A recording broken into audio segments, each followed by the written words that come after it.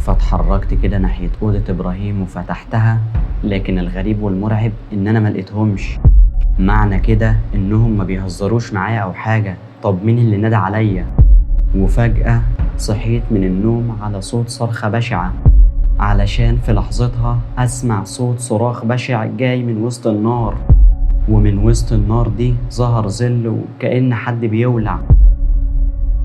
تخيل معايا انك تروح مصيف مع اصحابك في الساحل وتقعد في شقة فخمة بتطل على البحر، وكل حاجة شكلها عادي وطبيعية جدا، لكن من اول ليلة بتحس ان في حاجة غريبة، صوت خطوات في الصالة وهمسات جاية من الحمام، وكل ما نحاول نضحك ونقول اوهام الرعب كان بيزيد علينا اكتر واكتر، لحد ما وصلنا لليلة الاخيرة اللي مستحيل ننساها. أنا وصحابي قضينا 3 أيام هناك، لكن اللي حصل في آخر يوم خلى حياتنا تتغير للأبد.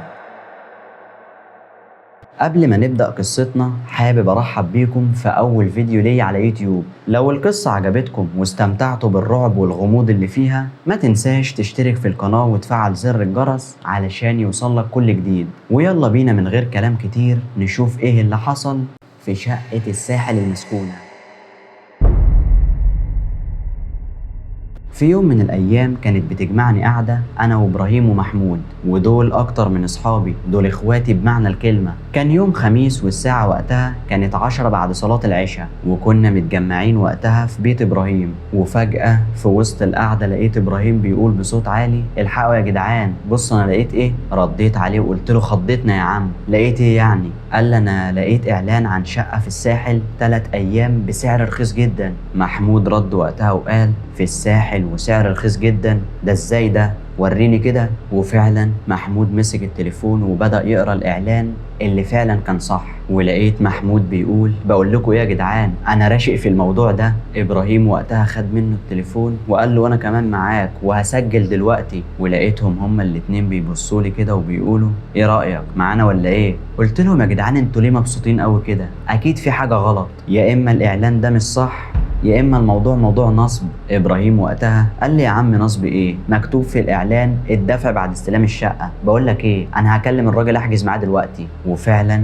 ابراهيم كلم الراجل وقتها واتفق معاه على كل حاجه. ما اكدبش عليكم، في الاول انا كنت رافض، بس ده الساحل برضه اي حد يضعف قدامه. واللي عرفته من ابراهيم وقتها ان مفروض استلام الشقه بكره الساعه 10 الصبح، يعني المفروض اننا هنتحرك النهارده الفجر. محمود وقتها قال: انا هسيبكم دلوقتي واروح البيت اجهز حاجتي ونتقابل الفجر عند البيت عندي. قلت له وقتها: خدني معاك، انا كمان هروح اجهز حاجتي. وفعلا الساعه 5 الفجر بعد ما جهزت حاجتي اتحركت ورحت البيت عند محمود، وده لان موقف الاتوبيسات قريب جدا من بيته. المهم ان لقيت محمود وقتها مستنيني تحت البيت عنده، ولكن الغريب ان ابراهيم ما كانش موجود. قلت له وقتها: هو ابراهيم فين؟ قال لي: معرفش، انا كنت فاكره جاي معاك. المهم يا جماعة واحنا بنتكلم سمعت وقتها صوت زعيق جاي من اخر الشارع، ولما بصيت كده وقتها على مصدر الصوت لقيت لكم ابراهيم واقف على ناصية الشارع بيتخانق مع سواق توك توك. فاتحركت بسرعة وقتها انا ومحمود ورحنا لابراهيم، واللي عرفته وقتها ان ابراهيم بيتخانق مع سواق التوك توك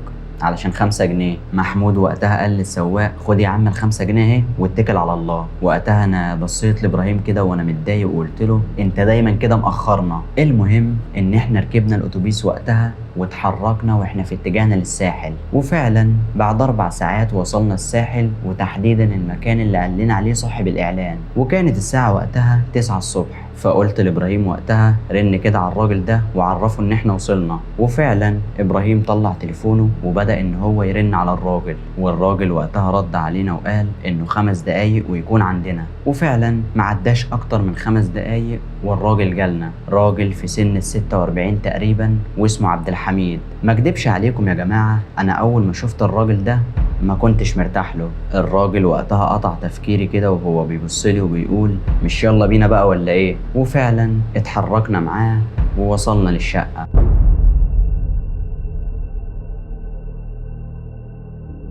خليني اوصف لكم مكان الشقة بالظبط.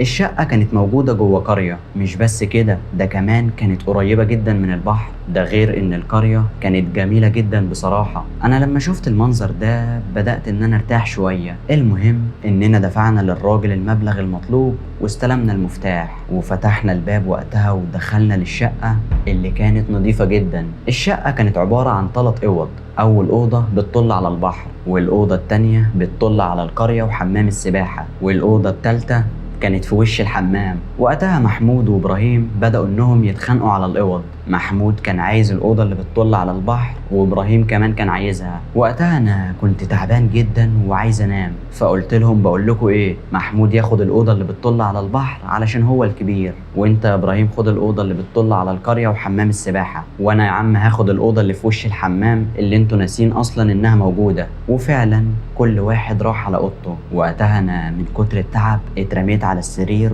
ورحت في النوم، وصحيت من النوم وقتها على صوت محمود اللي كان بينادي عليا بصوت عالي. فقمت كده من على السرير بتاعي واتحركت ناحية الأوضة بتاعت محمود، ولكن الغريب إني ما لقيتهوش في الأوضة. فقلت يمكن قاعدين في أوضة إبراهيم، فاتحركت كده ناحية أوضة إبراهيم وفتحتها، لكن الغريب والمرعب إن أنا ما لقيتهمش. فاستغربت جدا وقتها وطلعت تليفوني كده وبدأت إن أنا أرن عليهم، لكن الشيء المرعب إن تليفوناتهم كانت مقفولة. فقلت لنفسي وقتها يمكن بيهزروا معايا وأنا مش فايق لهم. فرحت للمطبخ وقتها وعملت لي كوباية شاي وطلعت وقتها للبلكونة علشان أشم شوية هوا. وأنا واقف كده في البلكونة وببص بعيني على الشط، لقيت محمود وإبراهيم كانوا قاعدين على الشط.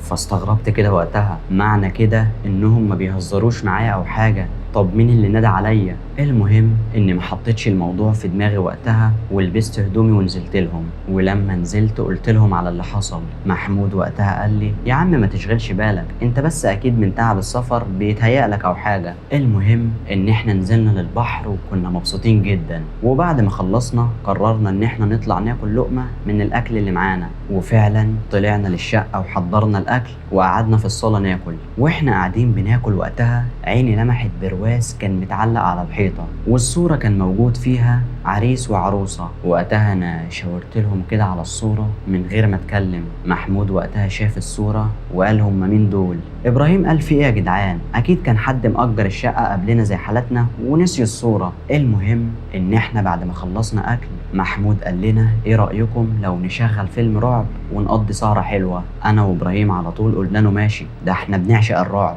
وفعلا جهزنا سهرتنا وشغلنا الفيلم على الشاشه. واحنا قاعدين مركزين مع الفيلم فجأة سمعنا صوت حاجة وقعت اتكسرت في المطبخ. وقتها أنا قمت بسرعة وجريت للمطبخ علشان أشوف فيه إيه، ولكن لما دخلت للمطبخ لقيت كوباية شاي هي اللي وقعت على الأرض واتكسرت. فطلعت من المطبخ وقتها عادي وكأن ما حصلش حاجة. وإحنا قاعدين بنكمل الفيلم وقتها إبراهيم قال بقول لكم إيه، انا هخش انام.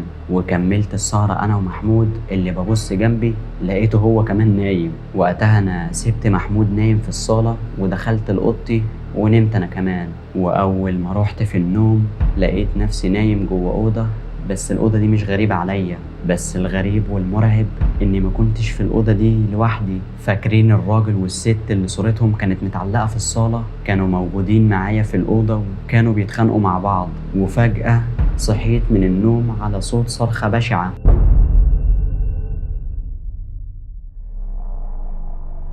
ولما صحيت من النوم وقتها لقيت محمود وابراهيم كانوا قاعدين في الصالة. محمود وقتها قال لي ايه يا عم صح النوم، احنا هنقضيها نوم ولا ايه، عايزين نخرج بقى؟ قلت لهم لا والله انا مش قادر اتحرك، انا قايم من النوم جسمي متكسر. فضلوا وقتها يتحايلوا عليا علشان انزل معاهم، بس حرفيا انا مش قادر. بس بعد اللي حصل واللي انا شفته يا ريتني كنت نزلت معاهم. وفعلا هما الاتنين نزلوا وفضلت انا في الشقة وكنت نايم وقتها في الصالة. ولكن فجأة النور قطع، فنورت الكشاف وقتها وفضلت قاعد على الضلمة دي. الجو كان حر جدا وما كنتش طايق نفسي. ولكن فجأة سمعت صوت صرخة بشعة جدا، ودي كانت نفس الصرخة اللي سمعتها في الكابوس. وبعد كده ظهر في نص الصالة نار وكأن حاجة بتتحرق، علشان في لحظتها أسمع صوت صراخ بشع جاي من وسط النار، ومن وسط النار دي ظهر ظل وكأن حد بيولع. وفجأة النور رجع، وفي الوقت ده لقيت باب الشقة بيتفتح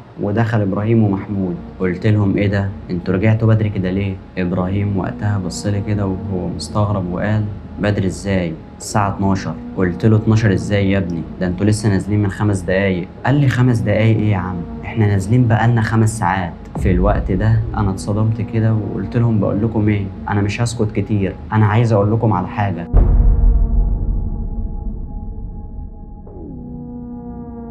وبدأت إن أنا أحكي لهم على كل اللي حصل من ساعة الكابوس لحد اللي حصل من شوية. ولكن إبراهيم صدمني لما قال على فكرة أنا شفت نفس الكابوس ده. محمود وقتها بصلنا كده وهو بيقول إيه الهبل اللي انتوا بتقولوه ده؟ يا عم بطلوا هبل بقى. قلت له والله مش هبل، في حاجة غلط بتحصل هنا. لكنه ما ردش عليا وقتها وسابني ودخل لأوضته. فضلت وقتها أنا وإبراهيم قاعدين في الصالة ومش فاهمين ولا عارفين إيه اللي بيحصل. وبعد حوالي ساعة سمعنا محمود بيصرخ، فدخلت وقتها أنا وإبراهيم بسرعة لأوضة محمود. قلت له وقتها في إيه يا ابني؟ لكنه صدمني وقتها لما قال أنا شفت نفس الكابوس اللي انتوا بتقولوا عليه، بس الغريب والمرعب إن العريس اللي صورته متعلقة بره في الصالة شفته وهو بيخلص على مراته في الأوضة اللي احنا فيها دي. في الوقت ده خرجنا بسرعة كلنا بره الأوضة، ورنيت على عبد الحميد اللي مأجر لنا الشقة وقلت له تعالى لي دلوقتي حالا. لكنه رد عليا وهو بيقول أجي فين دلوقتي؟ الساعة 5 الفجر.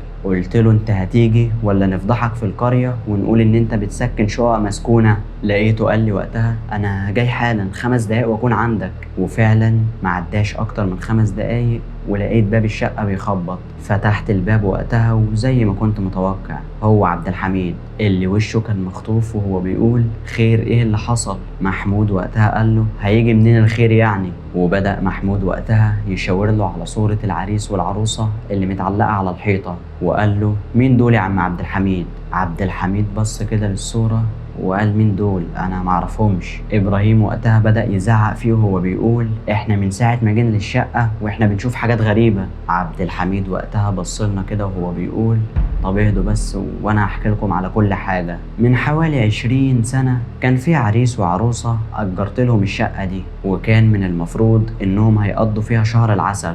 وكنت انا ساعتها لسه شباب بصحتي يعني، وكنت قاعد في الشقة اللي في وش الشقة دي. والعريس ده كان شكاك جدا لدرجة انه كان بيشك في مراته لأتفه الاسباب. ده حتى كمان كان شاكك ان في حاجة بيني وبين مراته، بس ده مش حقيقي والله. البنت يا ولاد كانت اخر ادب واخر احترام. المهم ان بعد 10 ايام من وجودهم في الشقة كنت في يوم من الايام قاعد في البلكونة والساعة وقتها كانت 3 بالليل، وفجأة سمعت صوت صراخ جاي من شقة العرسان. وقتها أنا خرجت بسرعة من شقتي وبدأت أخبط على شقتهم، ولكن وأنا بخبط وقتها سمعت صوت العريس نفسه بيصرخ. ما كانش قدامي أي حل وقتها غير إن أنا أكسر باب الشقة. ولما دخلت للشقة اتصدمت، لقيت العريس مرمي في نص الصالة وحالته كانت صعبة حاجة ما تتشافش. والصدمة الأكبر كانت في أوضة النوم. لما دخلت لأوضة النوم اكتشفت إن البنت المسكينة جوزها مخلص عليها،